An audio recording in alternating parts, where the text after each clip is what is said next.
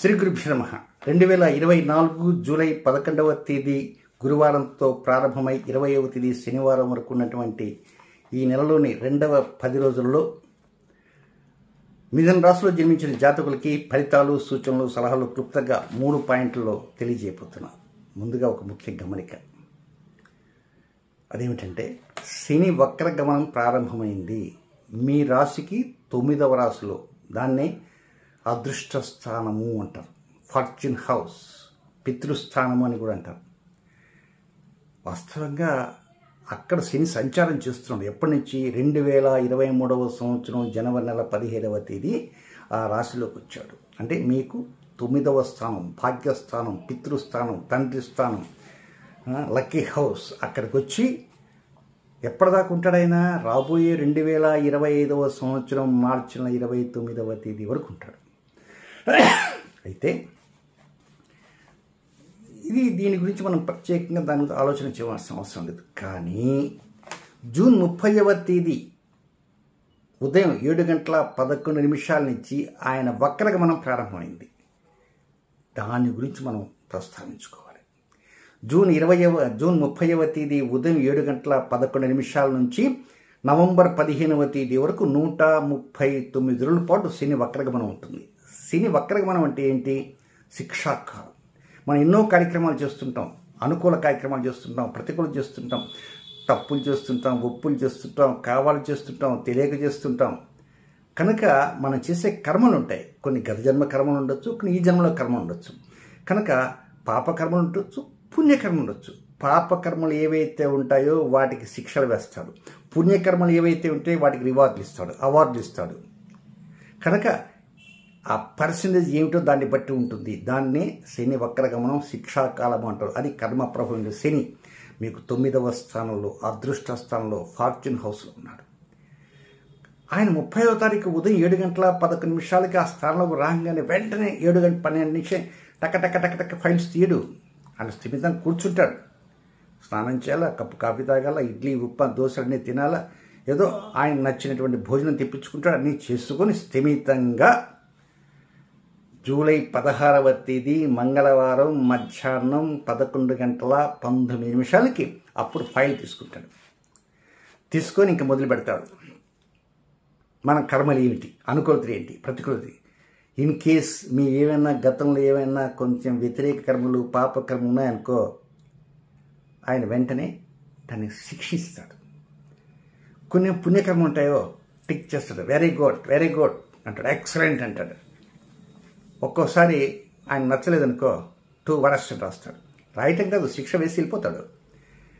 కనుక ఈ శని వక్రగమన సమయంలో మనం ముఖ్యంగా ప్రతి సంవత్సరం జరుగుతున్నాం. కనుక నేను గత సంవత్సరం వీడియో కూడా పెట్టాను.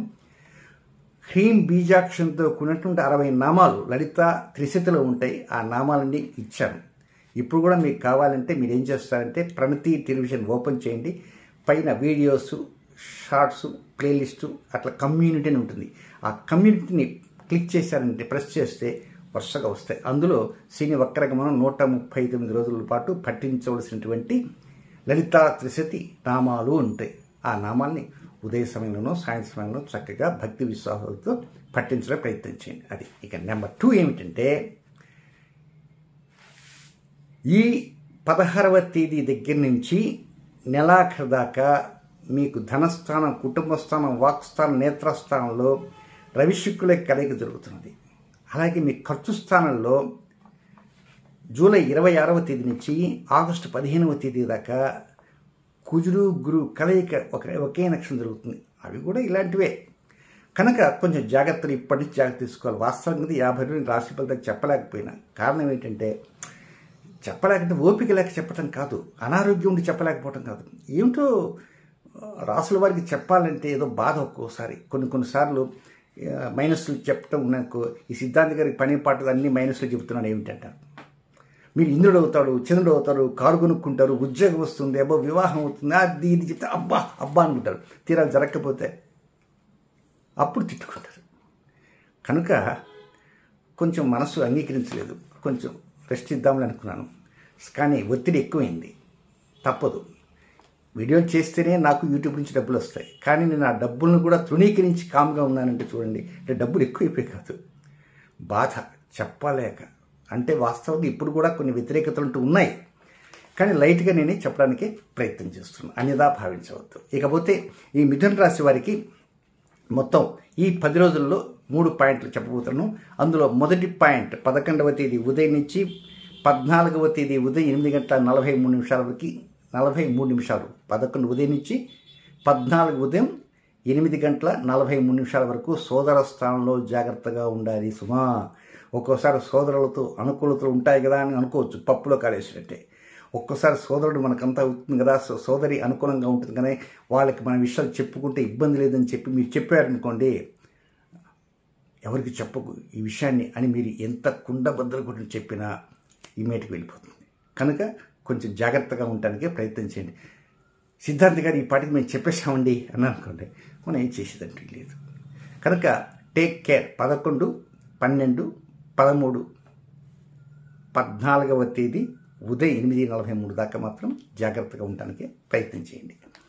నెక్స్ట్ రెండవ పాయింట్ 14వ తేదీ ఉదయం 8:43 నుంచి 18వ తేదీ అర్ధరాత్రి దాటిన తర్వాత తెల్లవారితే 19 వేకుంజాన 3:25 వరకు ఉన్న సమయం మాత్రం ఇది ఉద్యోగ విషయంలో ఒక్కోసారి జాగ్రత్తలు తీసుకోలేకపోతారు. వేద ఉద్యోగం ఇది ఎంత వీడెంత వాడు నన్ను అంటాడా అది ఇదని అవతల వారి మీద రెచ్చిపోయి మాట్లాడి చిందులేసేవారు కొంతమంది ఉంటారు, రాజీనామా చేద్దాం అనుకుంటారు. ఒక్కోసారి స్వయం కృతాపరాధం వల్ల వాళ్ళకి ఇబ్బంది, నాయన మీరు వేరే ఉద్యోగం చూసుకుని వాడు సున్నితంగా మందరించి పంపించేవారు ఉంటారు. కనుక ఏదైనా మీరు అక్కడ మాత్రం కంగారు పడవద్దు, కలహాలకు వెళ్ళకూడదు. ఏదైనా ఎవరు వ్యతిరేకులు చెప్పినా స్వాగతించే విధంగానే ఉంటారు తప్ప వారి మీద కక్ష సాధింపు చర్యలుగా ఉండకూడదు. అలాగే సంతాన విషయాల్లో కూడా ఒక్కోసారి మీరు తమాయించుకోలేక ఒక్కోసారి బరస్ట్ అయ్యేటువంటి అవకాశాలు వస్తాయి. వారు చేసే పనులు మీకు నచ్చకపోవటము, మీరు చెప్పేటువంటి నిర్ణయాలు వారికి తలకి ఎక్కకపోవటము, దానివలన కోపము ద్వేషము ఇరువురికి ప్రారంభమవుతుంటాయి. దీనివలన కూడా ఒక్కోసారి చిన్నపిల్లలు వాళ్ళకి తెలియదు, పాపం అనవసరంగా వారిని దెబ్బలు వేద్దామనేటువంటి ఆలోచన మాత్రం వాళ్ళకి. కొంతమంది మారాం చేస్తారు, స్కూల్కి పోను అది అదే కడుపు నొప్పి ఉందను, అది వెధవా కడుపు నొప్పి పొద్దుష్టం కడుపు అంటావా స్కూల్కి పోవడానికి దొంగ అవుతున్నా అది ఇదని పాపం కొట్టేస్తారు. సో మ్యాన్ హ్యాండింగ్ వద్దు, వీలైనంతవరకు కొంచెం జాగ్రత్తగా. ఎందువల్లంటే ఈ టైం అనేది అనుకూలం కాని టైం. అలాగే డ్రైవింగ్లో కూడా చాలా జాగ్రత్తగా ఉండవలసిన. ముఖ్యంగా 16వ తేదీ మధ్యాహ్నం 11:19 నుంచి శని వక్రగమనం యొక్క రిజల్ట్స్ ఫైల్ ప్రారంభం చేస్తాడు. అందువల్ల ఇది 16వ తేదీ ఈ రెండవ పాయింట్ 16వ తేదీ వస్తుంది కనుక ఉద్యోగంలోనూ ఆరోగ్యంలోనూ అద్దె ఇంటి వ్యవహారాలను లేక ఏదైనా గృహ నిర్మాణం చేసుకుంటే అలాంటి విషయాల్లో కూడా కొన్ని జాగ్రత్తలు తీసుకోండి. తొందరపాటు నిర్ణయాలు మాత్రం తగదు. సంతాన విషయాలు కూడా తొందరపాటు నిర్ణయాలు తగదు. ఇక నెక్స్ట్ 3వ పాయింట్ అది 18వ తేదీ రాత్రి తెల్లవారితే 19:03:25 నుంచి 25వ తేదీ అర్ధరాత్రి వరకు. యాతావత చెప్పాలంటే 19వ తేదీ 20వ తేదీ టోటల్ 2 ఫుల్ డేస్. ఈ 2 రోజులు మాత్రం కొంచెం రుణభారం తగ్గించుకోవడానికి మీకు మంచి అవకాశాలు వస్తాయి. అలాగే కొంత మిత్రులు శత్రువులుగా గతంలో మారి మీ మీద కక్ష కట్టాలనుకున్న వారు మళ్ళీ మిత్రత్వంతో ఉండే అవకాశాలు వస్తాయి. అంటే చాలా వరకు శత్రుత్వం తగ్గే సూచనలు కూడా ఉంటాయి. ఈ 19, 20 ఈ 2 తారీఖుల్లో డెవలప్మెంట్స్ బాగా ఉంటుంటాయి. అది ఎలాంటి డెవలప్మెంట్స్? ఆరోగ్య విషయం డెవలప్మెంట్స్, శత్రువు తగ్గటం ఉండొచ్చు, రుణభారం తగ్గటం కావచ్చు. ఇవన్నీ డెవలప్మెంట్స్ అని మనం అనుకోవాలి. ఇక ఇవి కాకుండా ఈ 10 రోజుల్లో 2 వ్యతిరేక సమయాలంటూ ఉన్నాయి. మనం ఎప్పుడు చెప్పుకుంటాం, ఒక్కోసారి 2 ఉంటాయి, ఒక్కోసారి 3 ఉంటాయి. ఈసారి 2 సమయాలు ఉన్నాయి. ఆ 2 సమయాలు ఏంటంటే అవి రొటీన్ కార్యక్రమం మాత్రం చేసుకోండి. ముఖ్యంగా ఆ సమయంలో మాత్రం కోపాలకి కలహాలకి వెళ్ళకూడదు. నీ అంతు తెలుస్తాను దీన్ని మాట్లాడుతుంటారు. ఎవరైనా సలహాకి వచ్చారనుకోండి, ఆ సలహాకి వచ్చినప్పుడు సలహా ఇవ్వటం కాకుండా నేనున్నా నీకు వాటిపై 2 దెబ్బలు వేసేసాయి నేనున్నాను పో అని చెప్పేవారు ఉంటారు. మీ మాట నమ్మి అవతల వాడు గుట్టిగా పోయి దెబ్బ వేసేస్తాడు. కనుక అలాంటి పనులు అలాంటి సలహాలు కూడా ఇవ్వడానికి ప్రయత్నం చేయవద్దు. ఆ టైంలో ఎప్పుడు ఉన్నాయంటే 13వ తేదీ మధ్యాహ్నం 3:05 నుంచి తెల్లవారితే 14వ తేదీ ఉదయం వరకు. 13 మధ్యాహ్నం 3:05 నుంచి 14వ తేదీ సూర్యోదయం దాకా అనుకోండి. అది not at all suitable time. Routine కార్యక్రమం చేసుకోవచ్చు. ఇక రెండవ టైం 17వ తేదీ, అదే పర్వదినం తొలి ఏకాదశి. శయన ఏకాదశి అంటారు. ఆ శయన ఏకాదశి ఆ రోజు ఉదయాన్నే 8:54 ప్రారంభమై 17వ తేదీ రాత్రి 9:02 వరకు అనుకూలమైన సమయం కాదు.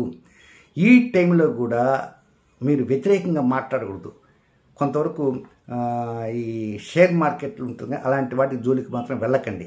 అది రొటీన్ కార్యక్రమం అయినప్పటికీ కూడా కొంచెం దూరంగా ఉండడానికి ప్రయత్నం చేయండి. అనవసరంగా కోపాగ్ని పెంచుకుంటూ, ద్వేషం పెంచుకుంటూ, విషం చిమ్ముకుంటూ వెళ్ళాలనేటువంటి ఆలోచనతో కూడా ఉండొద్దు. మీరు ఎక్కడికి వెళ్ళరు, కానీ మీ మనసులో అలాంటి ఆలోచన రావచ్చు. అలాంటి ఆలోచనలు కూడా వీలైనంతవరకు రాకుండా ప్రశాంతంగా, ఈరోజు పర్వదినం సరే 17, 13 ఉంది కదా, ఆ రోజు కూడా కొంతవరకు వీలైనంత దూరంగా ఉండడానికి ప్రయత్నం చేయండి. ఏది ఏమైనప్పటికీ కూడా ఈ కుజుడు గురువు యొక్క కలయిక జరుగుతున్నది. ఎప్పుడు జూలై 26వ తేదీ దగ్గర నుంచి ఆగస్టు 20వ తేదీ వరకు. అది ఖర్చు స్థానం మీద, ఖర్చు స్థానం అంటే స్పీడ్ బ్రేకర్ అనుకోవచ్చు. రెండవది ధనస్థానం, కుటుంబ స్థానం, వాక్ స్థానంలో కుటుంబ స్థానము, ధనస్థానము, వాక్ స్థానం, మాట్లాడే ప్రతి మాట, నేత్రస్థానం. అది ఈ జూలై 16వ తేదీ దగ్గర నుంచి నెలాఖరి వరకు అక్కడ రవిశుల యొక్క కలయిక జరుగుతున్నది. కనుక కొంచెం వరకు జాగ్రత్తగా ఉంటూ ఈ శని వక్రగమన సందర్భంగా చెప్పినటువంటి హింకార బీజంతో కూడినటువంటి నామాల్ని కొంతవరకు పఠించడానికి ప్రయత్నం చేయండి. శుభం.